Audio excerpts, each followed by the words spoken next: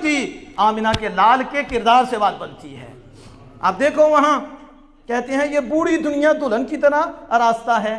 کس کی طرح؟ اس لیے کوئی نظر آتا ہے؟ کوئی بھی نظر نہیں آتا۔ کون؟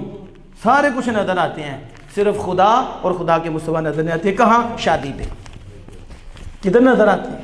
ادھر کنجر بھی وہاں نظر آتے ہیں، پیسے دے کے بلاتے ہیں، ناچتی ہیں اور نچواتی ہیں، آتے ہیں کہ نہیں نظر؟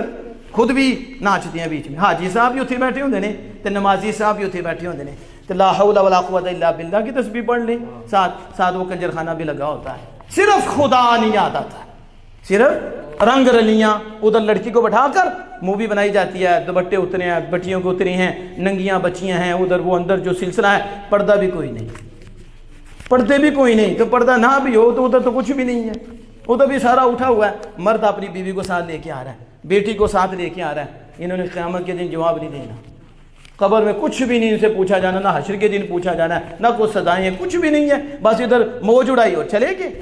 بوڑھی دنیا ہے لیکن دلہن کی طرح سجی ہوئی ہے، آپ اس کے حسن میں ڈوب کر اپنی تباہی کر رہی ہیں۔ فرمایا بوڑھی دنیا اندر چرلیاں نے اتنے ہی حسن نظر آتا ہے تمہیں۔ اگر خدا تمہیں حقیقت دے دے تم تھوکو بھی نہ، پتہ چل جائے اس کی حقیقت کیا ہے۔